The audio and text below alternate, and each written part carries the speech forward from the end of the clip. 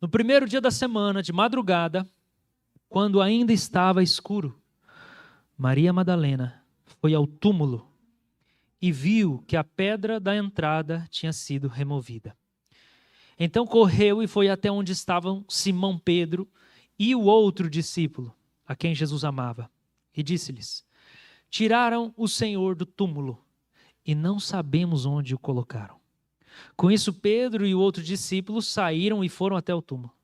Ambos corriam juntos, mas o outro discípulo correu mais depressa do que Pedro e chegou primeiro ao túmulo. E abaixando-se, viu os lençóis de linho, mas não entrou. Simão Pedro, seguindo, chegou e entrou no túmulo.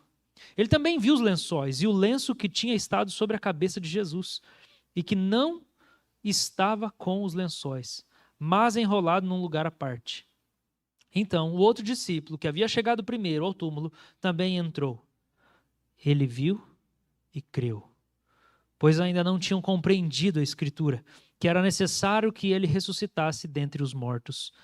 E os discípulos voltaram outra vez para casa. Maria, no entanto, permanecia junto à entrada do túmulo, chorando.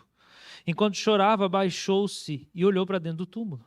Ela viu 2 anjos vestidos de branco, sentados onde o corpo de Jesus havia sido colocado, um à cabeceira e outro aos pés. Então eles perguntaram: mulher, por que você está chorando? Ela respondeu: porque levaram o meu Senhor e não sei onde o puseram. Depois de dizer isso, ela se virou para trás e viu Jesus em pé, mas não reconheceu que era Jesus. Jesus lhe perguntou: mulher, por que você está chorando? A quem você procura? Ela, supondo que ele fosse o jardineiro, respondeu: se o Senhor o tirou daqui, diga-me onde o colocou, e eu o levarei. Jesus disse: Maria. Ela, voltando-se, lhe disse em hebraico: Rabone. Rabone quer dizer mestre. Jesus continuou: não me detenha, porque ainda não subi para o meu Pai. Mas vá até os meus irmãos e diga a eles: subo para o meu Pai e o Pai de vocês, para o meu Deus e o Deus de vocês. Então Maria Madalena foi e anunciou aos discípulos: eu vi o Senhor. E contava que Jesus lhe tinha dito essas coisas. Amém? Irmão, Jesus ressuscitou. A morte não pôde segurá-lo no túmulo. Amém? Salmo 16, o rei Davi já havia profetizado que o corpo de Jesus não sofreria decomposição. E o corpo de Jesus, nesses 3 dias após a sua crucificação, não sofreu decomposição pela providência sobrenatural de Deus. O teólogo John Owen, da Inglaterra, do século XVI, ele afirma que possivelmente o Espírito Santo tivesse envolvido o corpo, o cadáver de Jesus. E tendo envolvido o corpo de Jesus de uma maneira sobrenatural e divina, impediu que os germes comessem o cadáver, porque é isso que acontece. Logo que alguém morre, começa a putrefação. Mas havia uma profecia de que o corpo do seu santo, como está lá em Salmo 16, não sofreria decomposição. Mas o corpo de Jesus não apenas não sofreu decomposição, não apenas não fedeu, não apenas não foi comido de bicho, como diz aquele hino pentecostal. Jesus também ressuscitou no 3º dia. Não ficou lá o corpo intacto para a gente visitar. Vai fazer uma visita lá em Jerusalém, você vai ver aquele corpo lá, miraculosamente está lá, sem ser putrefado. Não foi apenas isso. O Espírito de Deus, que guardou o corpo de Jesus, levantou ele dos mortos. Ele ressuscitou e depois de passar 50 dias com os discípulos, ele subiu aos céus e ascendendo aos céus, sentou num trono invisível nas alturas, e ele é o rei de toda a terra. Irmãos, não são todos que creem em Jesus que creem que Jesus ressuscitou. Não são todos que acreditam que Jesus existiu, que acreditam que Jesus ressuscitou. A própria Escritura vai falar que alguns judeus, logo depois, inventaram histórias para dizer que o corpo dele foi roubado. E que daí, aqueles que eram discípulos tinham dito que ele tinha ressuscitado, mas na verdade roubaram o corpo para inventar essa história. Isso foi o que os judeus fizeram logo em seguida. A própria Maria Madalena, quando estava lá e vendo o túmulo aberto, sem o corpo, pensou assim, onde está o meu Senhor? Por que Maria está chorando, gente? Alguns historiadores relatam que era comum que se roubasse os cadáveres. Maria Madalena acreditava que alguém tinha roubado o corpo de Jesus. Ela não estava esperando a ressurreição. Nenhum discípulo estava esperando a ressurreição. Mas o apóstolo João, fazendo o relato que a gente leu, ele faz questão de colocar uns detalhes. O evangelho de João é maravilhoso. E daí ele chega, ele fala assim, que ele era mais novo, o apóstolo Pedro era bem mais velho do que ele, entrando na velhice. João tinha uns 19 anos, aqui nesse momento. Ele corre mais rápido, chega na porta do túmulo. Não vou entrar, eu vou respeitar os mais velhos. Já ouviu isso algum dia? Bem lá no passado falavam isso, você lembra? Respeita os mais velhos, deixa os mais velhos passar. Hoje não fala mais, mas falava isso. Então ele espera, aí faz o relato. Ele chegou mais rápido, porque ele é mais novo, tinha mais força, mais velocidade, mas ele não entra, ele fica esperando. Daí vem o velhinho do Pedro. Pode entrar, Pedro. Pedro entra, olha, não entendeu nada, mas João faz questão de dizer assim, João escrevendo o evangelho de João, falando dele mesmo. Ele viu e creu. É maravilhoso, porque João fala que ele é o discípulo que Jesus gosta. Ele está escrevendo sobre ele mesmo, o discípulo que Jesus ama.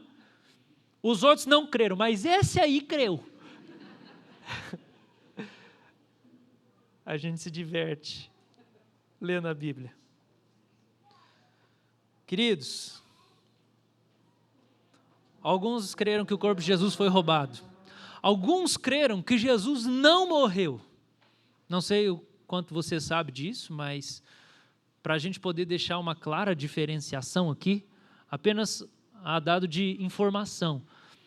O islamismo acredita que Jesus foi um profeta. Porém, o islamismo não acredita que Jesus foi crucificado e morto crucificado.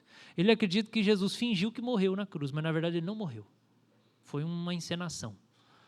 Mas sabe outra coisa que o islamismo acredita e que pode até empolgar alguns crentes? É que Jesus ascendeu aos céus. O islamismo crê que Jesus ascendeu aos céus, igual o profeta Elias. Igual Atos relata que Jesus ascendeu aos céus. Aí você pensa, não, mas então eles são quase crentes então. Será que não são? Não, porque eles não creem que Jesus foi crucificado pelos nossos pecados. E se Cristo não morreu pelos nossos pecados e não ressuscitou, nós ainda estamos mortos nos nossos pecados. Não fomos salvos, não fomos redimidos. Ele não ofereceu a sua vida em troco da nossa.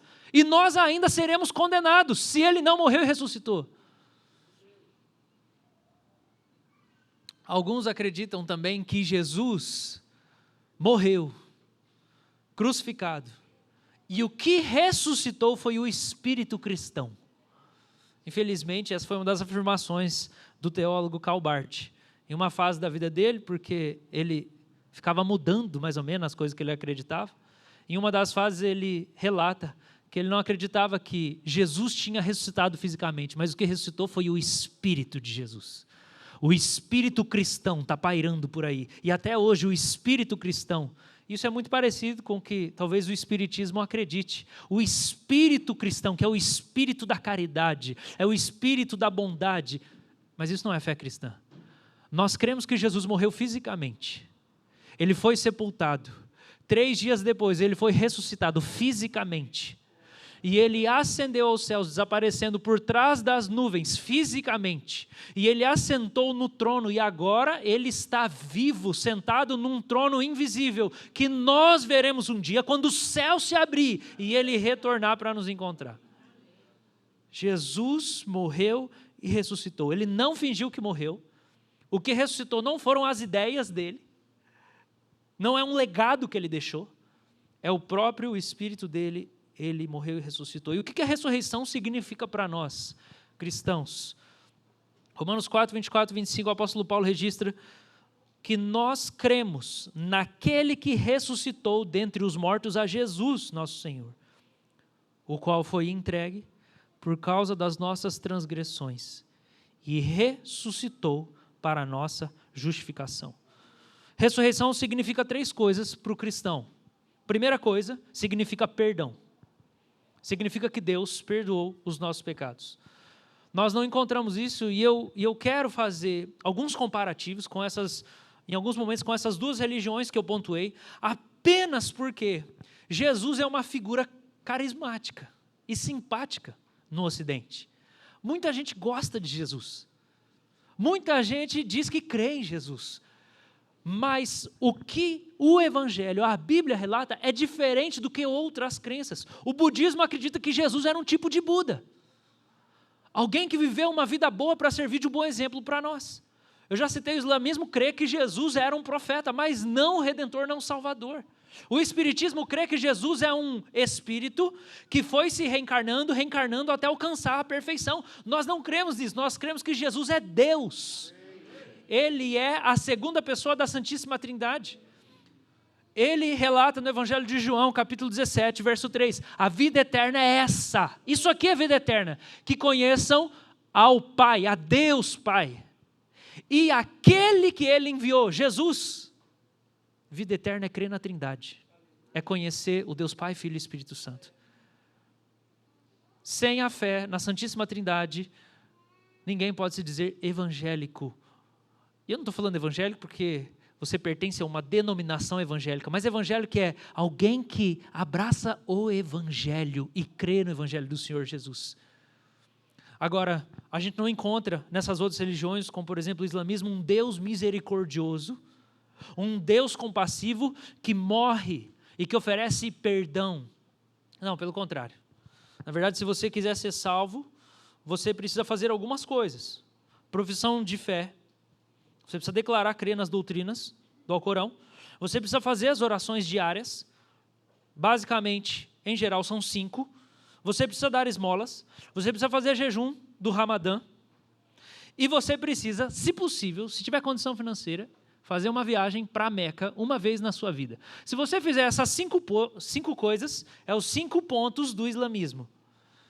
Se você fizer essas 5 coisas, um dia você vai chegar diante de Alá, e quando você chegar lá, desculpa, é o trocadilho. Talvez ele vai falar, pode entrar no paraíso com as várias virgens. Talvez, porque um dos nomes de Alá é traiçoeiro. E pode ser que ele te engane no final, depois que você fez tudo isso.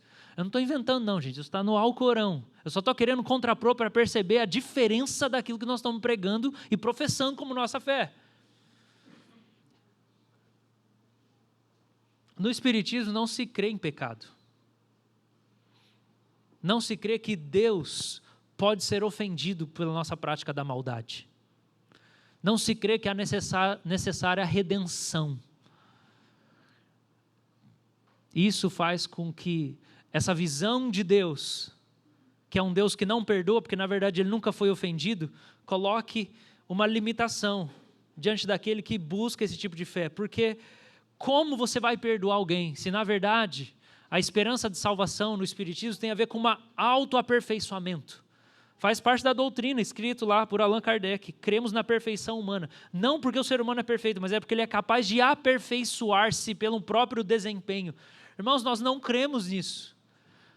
Nós não cremos que nós podemos salvar a nós mesmos por causa de um desempenho e de um esforço nosso. Nós cremos que só Deus pode nos salvar. Os nossos atos de justiça, os nossos maiores esforços, eles não vão anular os nossos atos de maldade. Não precisa fazer o confessionário aqui nessa manhã, mas quem aqui já não pecou hoje cedo? Com pressa para sair de casa. Deu uma xingada lá. Vamos logo! O coração já se encheu de ira. Você já arrancou minha paz na Páscoa. Nem adianta ter comprado chocolate, você não me ouve. Talvez você já pecou hoje, meu irmão. Mas pensa, não, mas a gente faz coisas boas, mas isso não anula as coisas ruins que você faz. Por isso, nós cremos que Jesus é o Cordeiro de Deus que tira o pecado do mundo. Ele vem, Ele morre na cruz do Calvário para remover os nossos pecados. E a ressurreição significa que a oferta de Jesus no monte do Calvário, naquela cruz, Ele foi condenado por pecados que Ele nunca cometeu, mas a humanidade cometeu. Significa que quando Jesus é crucificado, Ele se sacrifica, Ele é colocado no túmulo, mas no terceiro dia, quando Ele é ressuscitado, a ressurreição significa que Ele aceitou, o Pai aceitou o sacrifício de Jesus pelos nossos pecados. que o pai olhou e falou assim, você não pode ficar no túmulo, você não tem pecado nenhum, eu aceito a sua oferta, ressuscita Jesus. E a ressurreição de Jesus significa que todo aquele que crê nele pode ser perdoado dos seus pecados. E gente, nossa sociedade não precisa de perdão. Quantos nós vivemos carregados de culpa e de mancha por causa de coisas que fizeram parte da nossa história, decisões ruins que nós fizemos, um casamento que terminou, um adultério que aconteceu, uma trapaça que você fez, um grande amigo que você perdeu por causa de um erro que você fez. Quantos de nós não carregamos pesos e as marcas daquilo que nós fizemos de ruim na nossa vida? Sabe o que nós precisamos, irmãos? Nós precisamos de perdão. O ser humano precisa de perdão. Você precisa de perdão. E a Escritura fala que tem uma coisa que pode nos lavar de todos os nossos pecados e lavar o peso de consciência. É o sangue de Jesus. O sangue de Jesus tem um poder sobrenatural. Aí você pensa, não, mas onde que está o sangue? Ficou lá na cruz há 2000 anos atrás. A Escritura fala para nós que pela fé, o Espírito Santo de Deus asperge, ele aplica o sangue de Jesus sobre aquele que crê, ainda hoje, 2000 anos depois. Então se você diz, eu creio que Jesus é meu Senhor, Jesus perdoa meus pecados, o Espírito de Deus aplica espiritualmente o sangue de Jesus sobre você, você é lavado do seu pecado, e a sua vergonha e o seu pecado são cobertos. Há duas figuras na Escritura que nos ajudam a entender isso. Primeira que eu quero citar aqui é a história de Noé. A gente estudou aqui, alguns domingos atrás, quando Noé se embebeda logo depois do dilúvio, e ele estando bêbado, ele se deita, e um dos seus filhos vai lá e abusa dele, abusa sexualmente de Noé, e sai se gabando daquilo. E a Escritura fala que os dois filhos mais velhos de Noé pegam a capa de Noé, e entram de costas dentro da tenda, e eles cobrem a nudez do pai, devolvendo a honra do pai. Queridos, isso é uma representação do que o sangue de Jesus faz por nós, porque o sangue de Jesus cobre a nossa vergonha, cobre o nosso pecado. Você não precisa viver mais carregando o peso de consciência e o sentimento de fracasso por causa de decisões ruins da sua vida, porque o sangue de Jesus é poderoso para limpar a sua consciência. Ah, eu estraguei minha vida, não tem mais volta, não devia ter feito isso. O Deus que criou todas as coisas, Ele pode reescrever sua história do jeito que ela está agora. Isso significa perdão, Ele perdoa você. Mas a minha esposa nunca vai me perdoar, minha mãe nunca vai me perdoar, eu nunca vou me perdoar. Deus é maior que todas essas pessoas, e se Ele fala que você está perdoado, você está perdoado. Quem tentará acusação contra os eleitos de Deus? É Ele que os justifica. É Ele que os justifica. Deus aceitou o sacrifício de Jesus. Se você clama o nome de Jesus, você está perdoado. Segunda coisa que eu falei é a vergonha coberta. Terceira coisa que acontece por meio da ressurreição é reconciliação com Deus. A Escritura ensina para nós que por causa do nosso pecado, nós estamos separados de Deus. Nós não temos um relacionamento íntimo e amoroso com Deus Criador. E o que nos atrapalha de ter esse relacionamento com Deus, pessoal, é o nosso pecado mesmo. É a nossa maldade. A gente nasce com esse negócio na gente. Quantos de nós, de vez em quando, não tem um sentimento de ódio próprio? Eu me odeio. E você insulta a si mesmo, às vezes dentro da sua mente.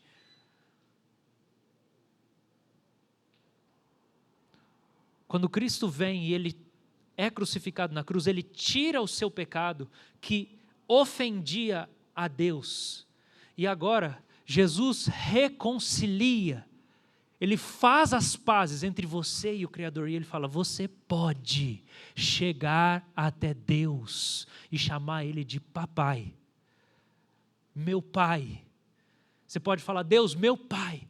Numa certeza de que os seus pecados não estão deixando Deus irado contra você ou ofendido contra você. Você pode falar, meu pai querido, me ajuda, pai, me consola. Você pode chorar no colo de Deus, você pode se lançar para Deus, você pode abraçar a Deus, você pode sentir, receber o amor de Deus, porque Deus perdoou você e Ele tem amor transbordante por você. Você está reconciliado com Deus, o seu Criador, que sabe quem você é.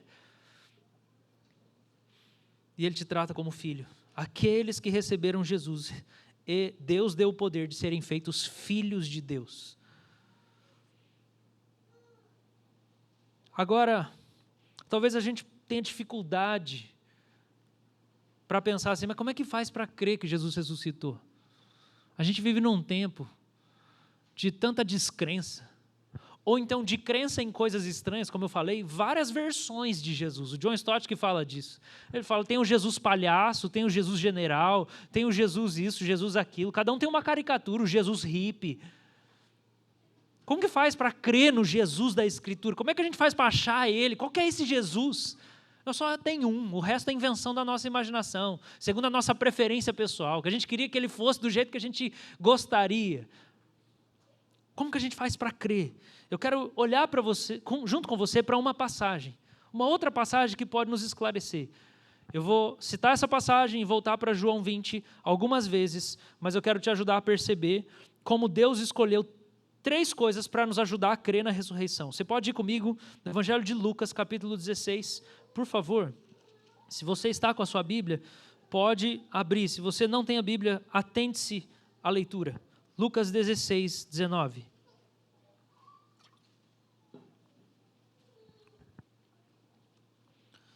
Aqui tem uma história que Jesus conta sobre um rico e um mendigo chamado Lázaro. Não é aquele que ele ressuscitou em João capítulo 11. Eu quero ler para vocês as colocações do Senhor Jesus. Ora, havia certo homem rico que se vestia de púrpura e de linho finíssimo. Dolce & Gabbana, Louis Vuitton, andava de Ferrari.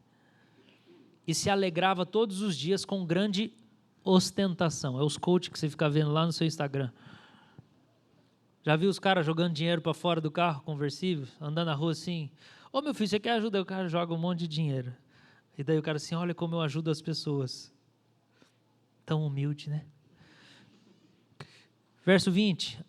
Havia também certo mendigo, chamado Lázaro, coberto de feridas, que ficava deitado à porta da casa do rico. Está vendo o contraste? Um cara milionário que ostentava e um mendigo que ficava do lado de fora da porta. Verso 21. O mendigo desejava alimentar-se das migalhas que caíam da mesa do rico. Até os cães vinham lamber-lhe as feridas. Gente, o mendigo ficava mexendo no lixo. Esse é o significado. E assim, o lixo de quem é milionário e ostenta talvez é melhor do que a comida que você come na sua casa. Então, ele estava um pouco bom lá para o mendigo, não estava tão ruim assim também. Verso 22. E aconteceu que o mendigo morreu e foi levado pelos anjos para junto de Abraão. Essa é uma linguagem para falar sobre a ida ao paraíso. Morreu também o rico e foi sepultado. Mas, verso 23, o rico foi para onde, gente? No inferno, estando em tormentos, o rico levantou os olhos e viu ao longe Abraão e Lázaro junto dele. Então, gritando, disse: Pai Abraão, tenha misericórdia de mim, mande que Lázaro molhe a ponta do dedo em água e me refresque a língua, porque eu estou atormentado nesse fogo. O cara está no inferno e ele ainda está querendo dar ordem para o mendigo. Está percebendo? Ele está falando com Abraão lá: Abraão, manda o mendigo me servir. O Senhor Jesus que conta essa história, meus irmãos. Eu acredito que pode ser que Jesus esteja relatando para nós que no inferno as pessoas vão ter a capacidade de ter uma visão do céu, porque isso faria parte dos tormentos do inferno. Você ver a glória que aqueles que creram no Senhor estão recebendo, enquanto você que rejeitou o Senhor está sofrendo os tormentos. Então ele pede um alívio do inferno.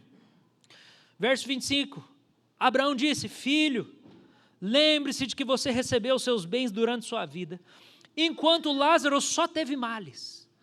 Agora, porém, ele está consolado aqui, enquanto você está em tormentos. Além de tudo, há um grande abismo entre nós e vocês, de modo que os que querem passar daqui até vocês não podem, e nem os de lá passar para cá. Então o rico disse: Pai, eu peço que mande Lázaro à minha casa paterna. Agora ele tem outra missão para o mendigo. Não, então vamos mandar ele fazer outra coisa. 28. Porque eu tenho 5 irmãos, para que lhes dê testemunho, a fim de que não venham também para esse lugar de tormento. Abraão respondeu: eles têm Moisés e os profetas, ouçam-nos.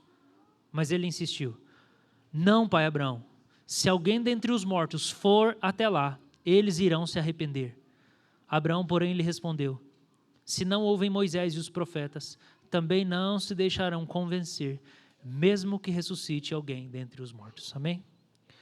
Queridos, resumindo, se você teve alguma dificuldade no caminho de acompanhar a história que Jesus está contando, talvez você teve uma impressão, quase pareceu uma história espírita, de alguém que era rico e daí na próxima vida estava na desgraça. E alguém que estava na miséria e na próxima vida estava tudo tranquilo, pagou tudo que tinha que pagar. Quase que você pode chegar nesse ponto aí, mas na verdade a história diz bem o contrário. Que tendo o rico ido para o inferno e o pobre ido para o céu, e a gente não crê que a salvação é conquistada por voto de pobreza ou sacrifício financeiro, na verdade, a salvação só pode ser recebida por meio da fé no Senhor Jesus Cristo. Somente por meio da fé no Senhor Jesus Cristo, como nosso Senhor Salvador que morreu e ressuscitou. Aí você pensa: pastor, mas está muito fácil essa fé, não está não? Você já tentou evangelizar alguém? Você acha que está fácil? Não tem nada mais difícil no mundo do que abrir o coração de uma pessoa incrédula e pôr Jesus lá dentro. É só o Espírito Santo que consegue fazer isso. É só Deus mesmo. Eu acho tão lindo o relato da conversão de Lídia, escrito no livro de Atos, que fala que o Senhor abriu-lhe o coração. Deus abriu o coração dela. Gente, ninguém muda ninguém. Eu não mudo nem eu. É só Deus que pode salvar, irmãos. Daí no final das contas a gente vai falar: Deus, eu não fiz nada mesmo, foi o Senhor que fez tudo. A glória é sua. Obrigado, Senhor, porque eu estou aqui. Obrigado pela sua bondade. Mas outros podem acreditar: não, mas se eu me esforçar, se você se esforçar, não vai resolver. No entanto, essa história vai contar para nós que tendo o rico ido para o inferno, o pobre estando lá no paraíso, o que acontece é que o rico olha e fala assim: por favor, pinga uma gota d'água na minha língua, porque eu estou sofrendo muito. E Abraão vai dizer: não dá para passar daí para cá, nem daí para cá, nem de cá para lá. Então, não tem jeito. E daí ele faz uma segunda intercessão. Então, já que eu não consigo me aliviar e me salvar, o cara que está no inferno pensa isso. Então ele fala assim: vou fazer o seguinte, vamos dar uma outra, eu tenho uma ideia, Deus, vamos dar uma outra missão para esse mendigo aí. O cara não deixa o mendigo sofrer a vida inteira, está no paraíso, o cara quer tirar o cara do paraíso. Primeiro quer que o cara vá para o inferno, depois quer que o cara volta para a terra. Esse cara não se converteu mesmo. Por favor, manda esse cara para a terra, ressuscita ele. Que se eles verem um cara que morreu e ressuscitou, eles vão crer. E qual que é a resposta que Abraão dá?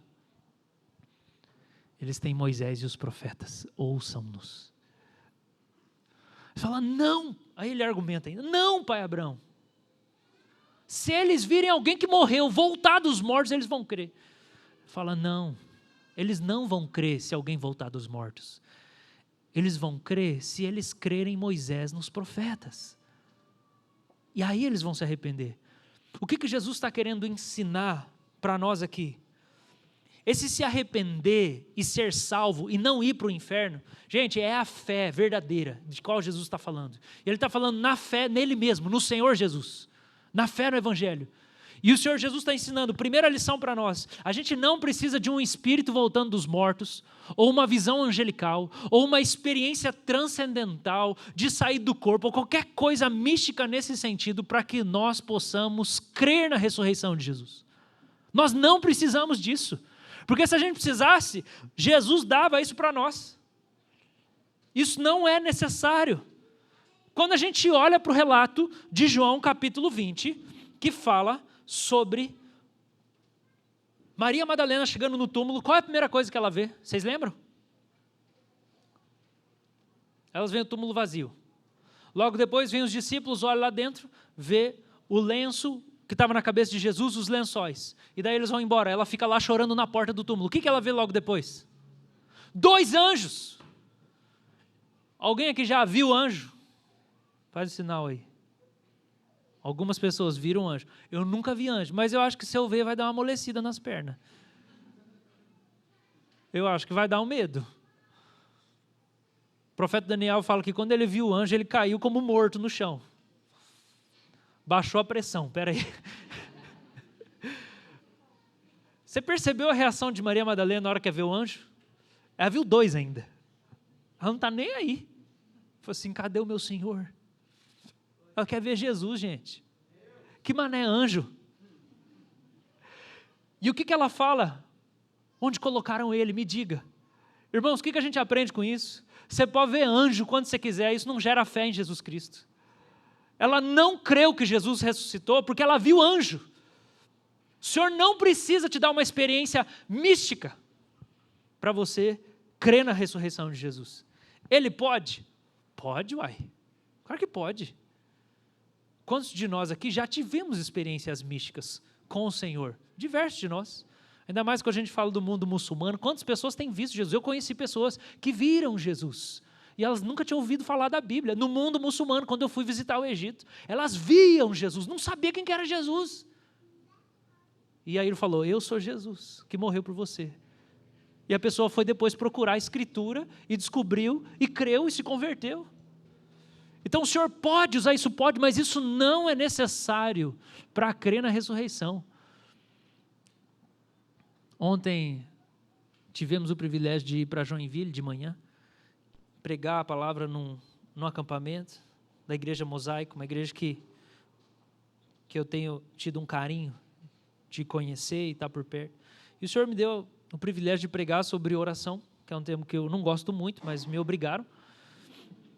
E eu terminei de pregar, e era mais ou menos 12:30. A gente tinha que sair de lá, o plano era sair às 13h, porque a gente tinha aqui um compromisso às 16h. O povo começou a chorar, a presença de Deus veio, depois da mensagem. Aí a gente pediu licença, fomos almoçar, almoçamos, 12:30. Almoçamos, o povo ficou lá dentro chorando, orando. Aí deu 2 horas, falou assim, nós temos que ir embora. Nem dei tchau para o pastor. A presença de Deus de maneira gloriosa, ela veio. O Senhor veio. As pessoas só choravam diante do Senhor. O povo do acampamento lá, gente, eles não queriam sair, não. Nós estávamos morrendo de fome. Tem dia que não é para nós, e está tudo bem. Tem dia que não é para nós. Eu sabia que Deus estava fazendo alguma coisa neles, mas eu sabia que não era para mim. Está tudo bem. Era para eles. Tem dia que é para mim, e que não é para mais ninguém. Está tudo certo. Ontem era dia de servir. Deu 2 horas, vão pegar o carro e vir embora. Legal, maravilhoso, que bom. Deus, queremos experiências com o Senhor. Queremos sentir o seu poder, a sua presença. O Senhor pode fazer isso? Pode. Mas não precisa disso para crer na ressurreição. Segunda lição que a gente aprende olhando para esse texto é que Jesus escolheu o testemunho humano para que as pessoas crescem na ressurreição. Quando Maria vê os anjos, ela não crê que Jesus ressuscitou. Que hora que ela crê que Jesus ressuscitou? Quando ela vê um homem e ela ouve uma voz humana chamando ela pelo nome dela. Maria crê na ressurreição quando ela encontra o homem ressurreto. E o que Jesus designa para ela fazer? Vai e fala para os meus irmãos que eu ressuscitei. Jesus não manda os anjos pregar o evangelho. O apóstolo Paulo fala, Deus não confiou o evangelho aos anjos. Os anjos queriam entender o evangelho, perscrutar o evangelho, falar do evangelho. Deus falou, não, você só cuida deles aqui, que eles é que vão pregar. Para as pessoas crerem na ressurreição, elas precisam ouvir o seu testemunho natural, humano, com essa voz que você tem. Você não precisa de uma asa saindo nas suas costas, assim, ó. Você não precisa levitar, você não precisa parecer super espiritual, você só tem que abrir a sua boca. É isso que Jesus responde. Quando Lázaro vai dizer, quando o rico fala assim, por favor, Abraão, ressuscita alguém dos mortos. O que ele está dizendo é, faz um milagre, daí as pessoas vão crer. Gente, eu sou totalmente a favor, quero que todo mundo veja milagre, todo dia. Só que a resposta é, eles têm Moisés e os profetas. Se eles não crerem em Moisés e os profetas, eles não vão crer. Nem que eles venham alguém ressuscitando dos mortos. O que é Moisés e os profetas, gente? É Bíblia. Moisés, os primeiros 5 livros da Bíblia e os profetas posteriores, as escrituras. Jesus está dizendo assim, para a sua família crer e ser salva, eles só precisam ouvir as escrituras. É só isso. E essa é a terceira lição. As escrituras são suficientes para comprovar a ressurreição, para gerar fé na ressurreição de Cristo Jesus. João 20, quando ele fala que os discípulos não tinham crido, mas ele tinha crido, versículo 9 ele fala, ainda não tinham compreendido a Escritura, que era necessário que ele ressuscitasse. É a Escritura. Nós precisamos de uma fé mais fundamentada nas Escrituras. Alguns de vocês têm buscado experiências mais profundas com Deus. Sou totalmente favorável a isso. Mas se você quer experiências mais profundas com Deus, para você não perder sua fé, o seu conhecimento da Escritura precisa aumentar na mesma proporção. Porque senão você vai começar a se apoiar, não porque eu vi anjo, não porque eu senti isso, não porque eu tremi. E daí que você tremeu? O capeta faz tremer também, meu filho. Isso aí não é sinal de nada. Não, mas eu tive uma visão, e não sei. E daí que você teve uma visão? Onde é que está isso na Escritura? Quando é que Deus falou com você na Bíblia? Princípio, palavra. Eu creio numa igreja do poder e da palavra. Jesus fala, vocês erram porque vocês não conhecem nem o poder e nem as Escrituras. Eu creio que a gente precisa das duas coisas. Eu quero que todos vocês profetizem. O apóstolo Paulo escreveu em 1 Coríntios 14, todos vocês aprendam a profetizar. Eu quero que todos vocês falem em línguas, eu quero também. Quero que todos, mas eu quero mais ainda que vocês entendam o mistério da cruz, o mistério oculto em tempos eternos e revelado agora. Eu quero que vocês entendam as Escrituras. A Escritura é suficiente para gerar fé na ressurreição. Nós precisamos estar mais fundamentados nas Escrituras. E essa obra divina vai acontecer se a gente simplesmente começar a abrir a boca. Talvez você se identifique com Nicodemos, talvez você se identifique com José de Arimateia. Eu me identifico bastante às vezes. Porque João capítulo 19 fala que eles eram discípulos anônimos. Eles tinham vergonha que o Sinédrio descobrisse, eles seriam expulsos do judaísmo.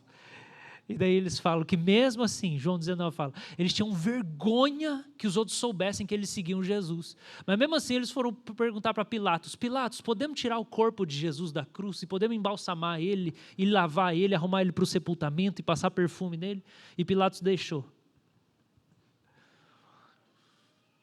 Irmãos, eu tenho vergonha de falar de Jesus. Muitas vezes eu tenho vergonha de falar de Jesus.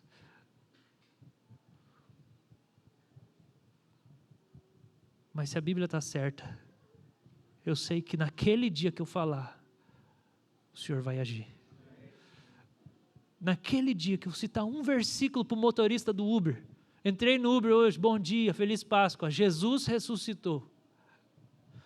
O cara não respondeu nada, eu não falei mais nada.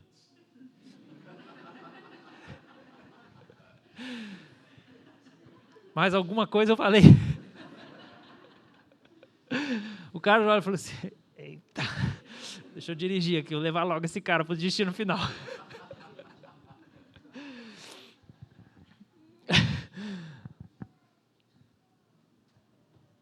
Mas não precisa mais do que isso, irmãos. A fé vem pelo ouvir da palavra de Deus.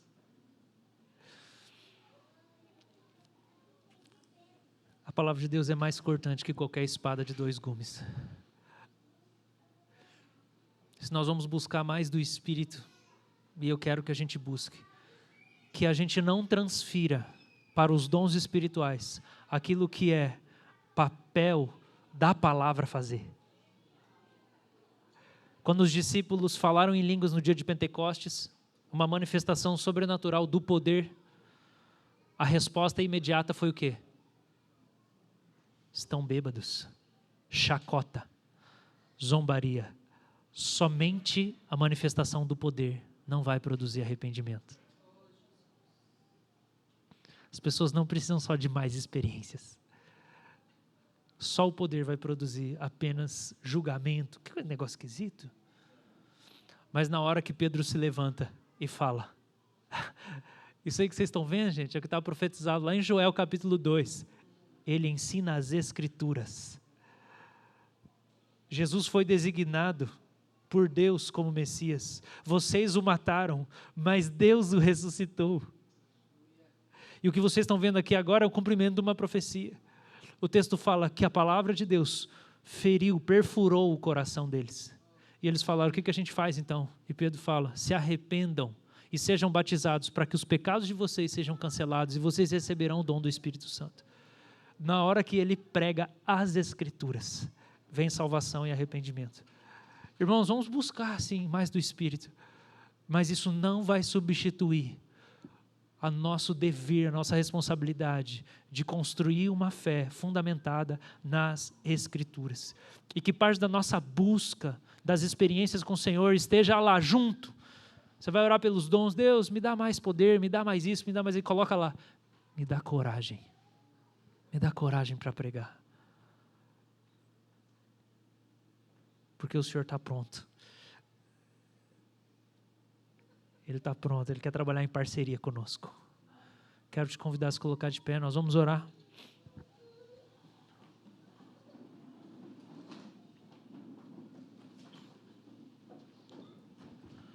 Eu quero orar com você.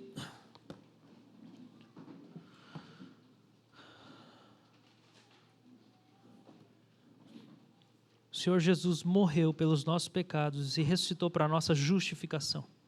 Isso significa uma nova identidade, um novo jeito de habitar o mundo. Eu sei que Deus está a meu favor. Eu quero orar por você.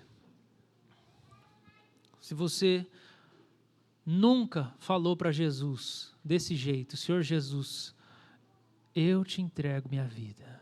Senhor Jesus, eu quero confiar no Senhor. Ou se talvez você precisa falar isso de novo. Meu convite para você é fazer um gesto de colocar a mão no seu coração. Põe a mão no seu peito.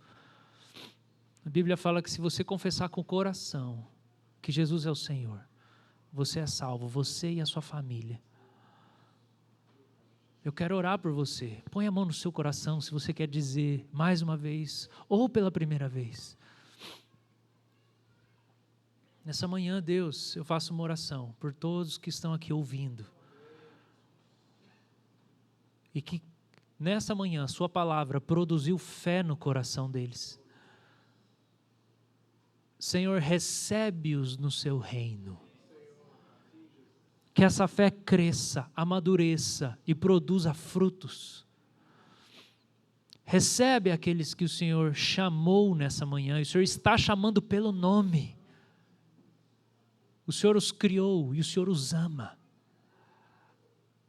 Transforma, Senhor, o coração de pedra em coração de carne. Nós oramos pelo milagre do novo nascimento e da conversão. A vida eterna é conhecer a Trindade, a vida eterna é conhecer e receber o Senhor. Nessa manhã nós dizemos, Senhor Jesus, reina sobre minha vida, seja o meu pastor, cuida de mim, abençoa minha casa, perdoa os meus pecados, tira a minha vergonha, me reconcilia com Deus. E se você que está aqui nessa manhã sente a sua relação com Deus quebrada, você sente assim, eu já fui mais cristão, já tive mais fé e hoje está... Põe a mão no seu coração também. Eu peço, Senhor, por aqueles que precisam de uma renovação espiritual nessa manhã, com o Jesus ressurreto, com o Cristo ressurreto, e eu peço, renova a fé, renova o coração, renova o amor, renova a paz.